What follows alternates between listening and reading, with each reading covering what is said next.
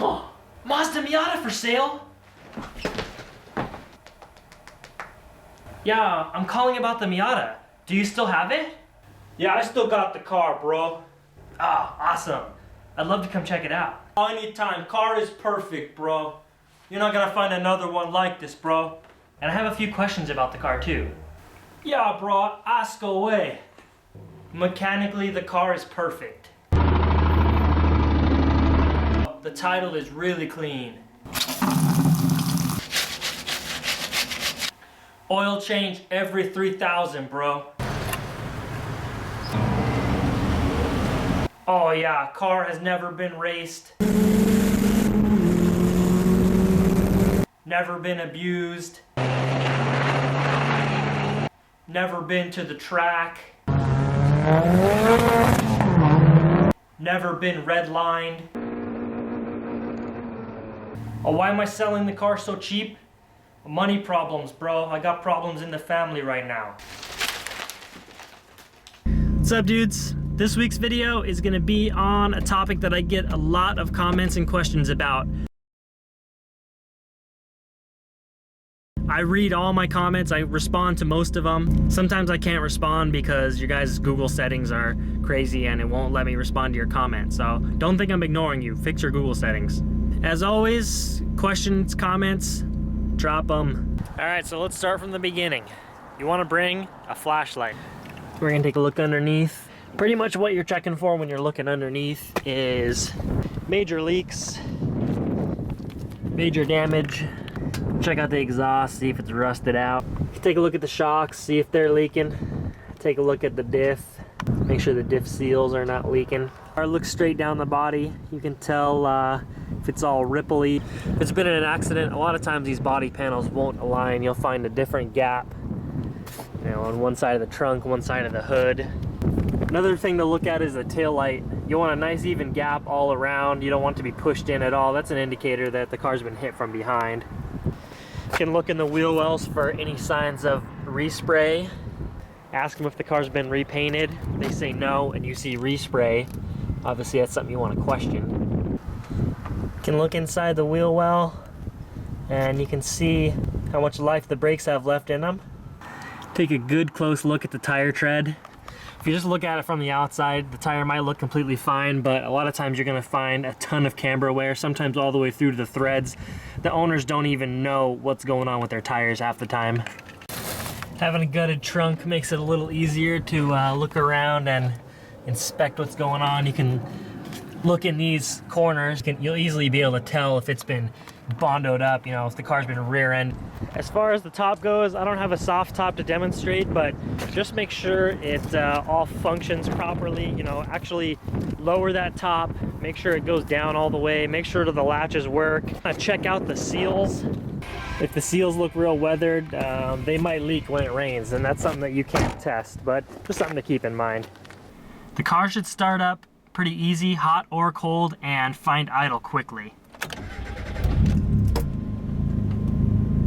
If it's a cold start, the car is gonna idle a little bit higher. That's the air valve working properly, and the idle will come back down once the car is warmed up. It should also rev free and easily without any hesitation. As far as checking out the interior goes, just use common sense. Make sure everything works. Headlights go up, headlights go down. Blinkers, flashers. I don't have windshield wipers or climate control or pretty much anything else, but just use common sense and check out the stuff that the car does have. While the engine's warming up before your test drive, it's a good time to take a look around the bay. A lot of Miatas have lift or tick. Mine's had lift or tick for 40,000 miles. It's never hurt anything. You want to make sure it's not knocking, obviously. Everywhere there's a hose connection, there's a possible leak. Lower radiator hose. If the previous owner doesn't know when the last timing belt replacement was, it's a good idea to do one. It's not expensive, it's not that hard, and it's something that you do not want to break. Same thing with the accessory belts. Take a good close look at those bad boys, look for cracking. Pull out that dipstick, see how the oil looks. A lot of people think dark oil is bad. Dark oil is not bad. That means the oil is doing its job of cleaning the engine. You can take off the oil cap and look inside at one of those cam lobes. You don't want to see any major scoring or clumps of oil in there. That's a sign of poor maintenance. Check brake fluid level and color. It should be fairly easy to see through. And it's not that fluids are hard to change, but it's a sign of poor maintenance if all the fluids are black. Got a little valve cover gasket leak. Massive oil pan gasket leak that I've been procrastinating. Check out all your AC and power steering hoses. I do not have those, so I can't really demonstrate, but like I said, anywhere there's a hose, there's a potential leak, so make sure you check all that stuff out. All right, time for my favorite part, the test drive. When you're starting off from a stop, the clutch should be real smooth. That's with a 7-pound flywheel and a 6-putt clutch. If it can be that smooth with an aggressive setup like that, if the car's got a stock clutch and flywheel and it's chattering, you have an issue. Going through the gears should be pretty easy. As long as you're not slamming them super hard, you shouldn't get any grinds. You can see I can easily do this with one finger. Into fourth, no drama. My transmission's got about 80,000 miles on it, but even the transmission I pulled out at 195,000 miles, you barely get a grind, only if you were really, really aggressive with it, which is to be expected with higher mileage.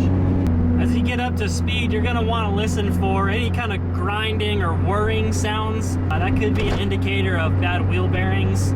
You also want to feel for any bounciness in the suspension. If you're test driving a lowered car and it's really bouncy, chances are it could be riding on the bump stops or very close to it. If it's got a cheap coilover on it that doesn't have much travel, the car might be really bouncy.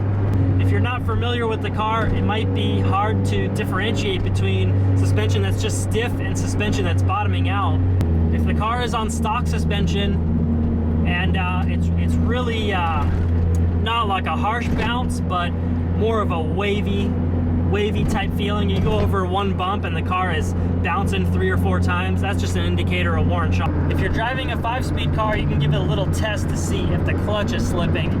We're cruising on the freeway right now, about 3,200 RPM in 5th. What I'm gonna do is I'm gonna put the clutch in, I'm gonna rev it to about 5,000, and I'm gonna dump the clutch and get on the gas. That was full throttle. Full throttle clutch dump. You can see that RPM just drops right back down. If the car's clutch is starting to slip and you do the same test, it's gonna look something like this. Dump it now. You can see that RPM comes down a lot slower. Don't be afraid to go through the gears once or twice and make sure that the engine pulls strong. A naturally aspirated Miata has a pretty flat torque curve, so it should pull fairly consistent throughout the power band. You're gonna feel a little ramp up around 4,000, but if you floor it down around 2,000 RPM, you shouldn't feel any hesitation. It should start pulling. All right, guys, that's pretty much it. I know some of that probably sounded a little generic. There are just hundreds of things that you can look at on a car to make sure they're in good shape. You kind of have to make your own judgment calls. If the car is for sale for 1,500 bucks, it's not gonna be mint, but you can still go through it and check everything out to the best of your ability and see that you make a smart purchase. Seeing a car in person, starting it up, test driving it, that's what's gonna tell you if it's a good purchase or not. And a lot of guys that are selling cars try to hide stuff. A lot of them aren't hiding stuff, but they just don't know what's going on with their own car. So it's up to you to check it out and make a smart purchase. As always, if you guys have any comments or questions, drop them in the comment section. If you have any ideas for videos that you want to see come to life, drop them in the comment section. Don't forget to subscribe. New video every Friday. Also got links in the description for Twitter and Instagram. Hope you guys enjoyed the video. See you next week.